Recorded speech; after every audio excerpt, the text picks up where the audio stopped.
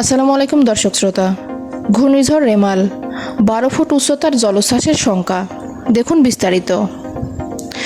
আবহাওয়ার বিশেষ বিজ্ঞপ্তিতে বলা হয়েছে, প্রবল ঘূর্ণিঝড়টির অগ্রবর্তী অংশ ও বায়ুচাপ পার্থক্যের আধিক্যের প্রভাবে উপকূলীয় জেলা এবং তাদের অদূরবর্তী দ্বীপ ও চরসমূহের নিম্নাঞ্চল স্বাভাবিক জোয়ারের চেয়ে 8 থেকে 12 ফুট অধিক উচ্চতার বায়ুতাড়িত জলোচ্ছ্বাসে প্লাবিত হতে পারে। এদিকে পায়রা ও মোংলা সমুদ্র বন্দরকে 7 নম্বর বিপদ সংকেত নামিয়ে তার পরিবর্তে 10 নম্বর মহাবিপদ সংকেত দেখিয়ে যেতে বলা হয়েছে। প্রিয় দর্শক, আমার এই ভিডিওটি যদি আপনার ভালো লেগে থাকে তাহলে লাইক, কমেন্ট ও শেয়ার করতে ভুলবেন না।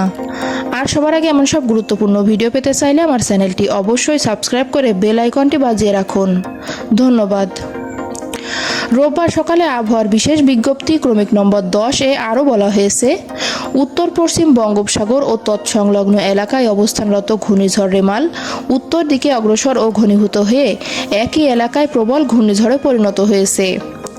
এটি আজ সকাল 6টায় চট্টগ্রাম সমুদ্র বন্দর থেকে 400 কিলোমিটার দক্ষিণ পশ্চিমে, কক্সবাজার সমুদ্র বন্দর থেকে 360 কিলোমিটার দক্ষিণ পশ্চিমে, মোংলা সমুদ্র বন্দর থেকে 330 কিলোমিটার দক্ষিণে এবং পায়রা সমুদ্র বন্দর থেকে 295 কিলোমিটার দক্ষিণে অবস্থান করছিল।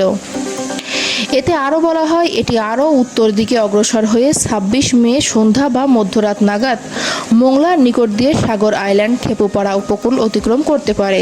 বাংলাদেশের উপকূলীয় এলাকায় প্রবল ঘূর্ণিঝড়ের অগ্রভাগের প্রভাবে দমকা হাওয়া সহ বৃষ্টি শুরু হয়েছে। বিজ্ঞপ্তিতে বলা হয়েছে, প্রবল ঘূর্ণিঝড় কেন্দ্রের 64 কিলোমিটারের মধ্যে বাতাসের একটানা সর্বোচ্চ গতিবেগ ঘন্টায় 90 কিলোমিটার, যা দমকা অথবা ঝোড়ো হাওয়ার আকারে 120 কিলোমিটার পর্যন্ত বৃদ্ধি পাচ্ছে। প্রবল ঘূর্ণিঝড় কেন্দ্রের নিকটবর্তী এলাকায় সাগর বিক্ষুব্ধ রয়েছে।